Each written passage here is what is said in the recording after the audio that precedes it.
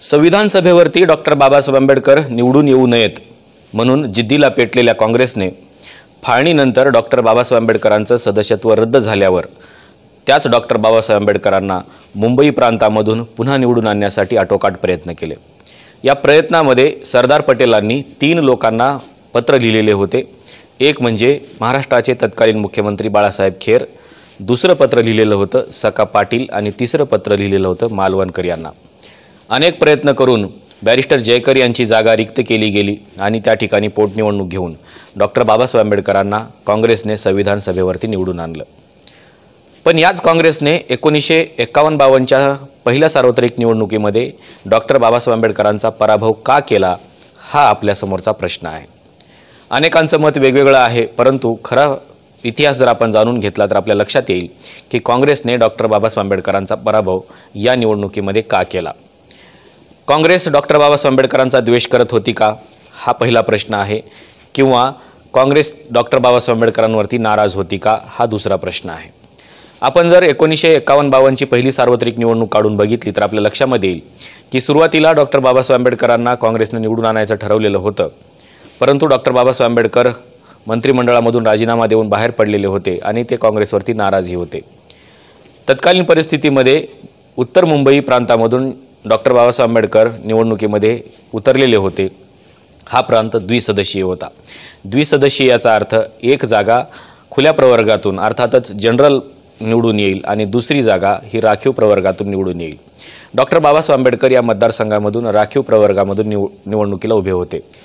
Doctor Babasaheb आंबेडकरांच्या विरोधामध्ये नारायण काजोळकर नावाचे एक उमेदवार काँग्रेसने उभे केलेले होते। सुरुवातीला सका पाटील ज्यांनी डॉक्टर बाबासाहेब आंबेडकरांना संविधान सभेवरती निवडून आणण्यासाठी प्रयत्न केलेले होते, या सका पाटलांनी काँग्रेसला असं सांगितलेलं होतं की डॉक्टर बाबासाहेब आंबेडकरांच्या विरोधामध्ये एकही उमेदवार काँग्रेसने देऊ नये। अर्थातच काँग्रेसने असं ठरवावं की डॉक्टर बाबासाहेब आंबेडकरांना आपल्याला बिनविरोध निवडून द्यायचं आहे आणि म्हणूनच काँग्रेसने उमेदवार देऊ नये असा विचार सका पाटील यांनी काँग्रेसच्या बैठकीमध्ये ठेवलेला होता। काँग्रेसमध्ये तो थोड्याफार प्रमाणामध्ये मंजुरी झालेला होता, परंतु डॉक्टर बाबासाहेब आंबेडकर स्वतः काँग्रेसवरती नाराज होते ही गोष्ट इतकीच खरीच आहे।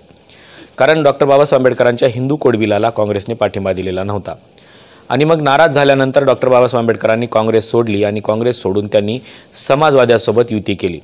समाजवादी पार्टीचे SM जोशी आणि दादासाहेब गायकवाड यांच्यामध्ये एक मीटिंग झाली आणि एक करारही झाला आणि समाजवादी आणि शेड्यूल्ड कास्ट फेडरेशन यांची युती तत्कालीन परिस्थितीमध्ये झाली। समाजवादी पक्षासोबत युती केल्यामुळे काँग्रेस नाराज झाला असं देखील म्हटलं जातं आणि मग सका पाटील ज्यांनी असं सांगितलेलं होतं की काँग्रेसने डॉक्टर बाबासाहेब आंबेडकरांच्या विरोधामध्ये उमेदवार देऊ नये। सका पाटील स्वतःच समाजवाद्यांच्या विरोधामध्ये होते आणि समाजवादी पक्षावरती ते नाराजी होते आणि म्हणून सका पाटील यांना असं वाटत होतं की डॉक्टर बाबासाहेब आंबेडकरांनी समाजवाद्यांसोबत युती करू नये, परंतु डॉक्टर बाबासाहेब आंबेडकरांची युती तत्कालीन परिस्थितीमध्ये झाली होती आणि म्हणून सका पाटील यांनी काँग्रेसचे तत्कालीन उमेदवार नारायण काजोळकर यांना पाठिंबा जाहीर केला आणि त्यांनी काँग्रेसचा प्रचारही केला।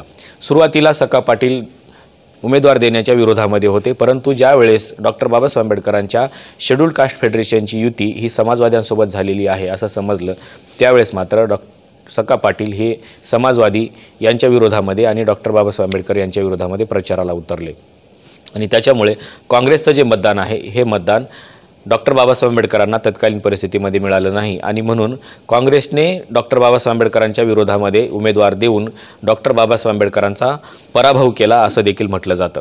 याची दुसरी बाजू जर आपण समजून घेतली तर आपल्याला असं लक्षात येईल की तत्कालीन परिस्थितीमध्ये कम्युनिस्टांनी देखील डॉक्टर बाबासाहेब आंबेडकरांना पाठिंबा दिलेला नव्हता। डॉक्टर बाबासाहेब आंबेडकरांना मतदान करायचं की काँग्रेसला मतदान करायचं असा प्रश्न कम्युनिस्टांसमोर देखील होता आणि म्हणूनच कम्युनिस्टांनी असा निर्णय घेतलेला होता की दोघांनाही मतदान करायचं नाही, अर्थातच आपण मतदानच करायचं नाही असा निर्णय कम्युनिस्टांनी घेतलेला होता आणि म्हणूनच त्यांचं मतदान डॉक्टर बाबासाहेब आंबेडकरांनाही मिळालं नाही आणि ते काँग्रेसलाही मिळालं नाही। हा आरोप स्वतः प्र.के. अत्रे यांनी कम्युनिस्टांवरती केलेला आहे की तत्कालीन परिस्थितीमध्ये कम्युनिस्टांनी डॉक्टर बाबासाहेब आंबेडकरांना पाठिंबा देणं आवश्यक होतं असं प्र.के. अत्रे यांचं मत होतं। कारण प्र.के. अत्रे जरी डॉक्टर बाबासाहेब आंबेडकरांचे विरोधक असले तरी डॉक्टर बाबासाहेब आंबेडकर राष्ट्रासाठी घेत असलेल्या भूमिका हे त्यांना नंतरच्या कालखंडामध्ये पटायला लागलेल्या होत्या आणि म्हणूनच के अत्रे यांनी एका भाषणामध्ये असंही म्हटलेलं होतं की खऱ्या अर्थानं जर या भारताची नवनिर्मिती करायची असेल तर देशाची सत्तासूत्रे हे दोन व्यक्तींच्या हातामध्ये असणं आवश्यक आहे. एक म्हणजे पंडित जवाहरलाल नेहरू आणि दुसरे म्हणजे डॉक्टर बाबासाहेब आंबेडकर. परंतु काँग्रेसने आणि कम्युनिस्टांनी दोघांनी मिळून डॉक्टर बाबासाहेब आंबेडकरांचा पराभव उत्तर मुंबईमधून केलेला होता. या निवडणुकीमध्ये डॉक्टर बाबासाहेब आंबेडकरांचा पराभव झाला आणि नारायण काजोळकर हे निवडूनही आले. निवडून आल्यानंतर नारायण काजोळकर यांनी डॉक्टर बाबासाहेब आंबेडकरांचं आलिंगन घेतलं.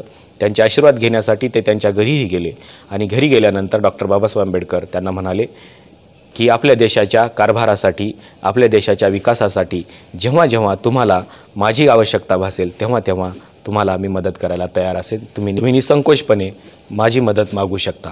डॉक्टर बाबासाहेब आंबेडकरांचं हे मोठेपण तत्कालीन परिस्थितीमध्ये संपूर्ण देशाला माहीत होतं, तसं काँग्रेसलाही माहिती होतं. परंतु डॉक्टर बाबासाहेब आंबेडकरांची युती ही समाजवाद्यांसोबत झाली हे एकच कारण देऊन काँग्रेसने डॉक्टर बाबासाहेब आंबेडकरांचा पराभव केला. खरं तर समाजवाद्यांच्या सोबतच काँग्रेसही डॉक्टर बाबासाहेब आंबेडकरांना पाठिंबा देऊ शकली असती, परंतु काँग्रेसने ती भूमिका घेतलेली नाही. आजही काँग्रेसची भूमिका अशाच प्रकारची असलेली आपल्याला पाहायला मिळते. बाबासाहेब आंबेडकरांचा पराभव झालेला पाहून संपूर्ण देशामध्ये हळहळ व्यक्त करण्यात येत होती. त्याच काँग्रेसने पुढे डॉक्टर बाबासाहेब आंबेडकरांना 1954मध्ये भंडाऱ्यामधून देखील पराभव पत्करायला भाग पाडलं. अर्थातच भंडाऱ्यामधून देखील डॉक्टर बाबासाहेब आंबेडकरांचा काँग्रेसने पराभव केला. काँग्रेसच्या अशा या भूमिकेबद्दल आपल्याला नेमकं काय वाटतं हे सांगायला विसरू नका. आज तरी काँग्रेसची भूमिका बदललेली आहे का हेही सांगायला विसरू नका. आजच्या व्हिडिओमध्ये इथंच थांबूया. धन्यवाद.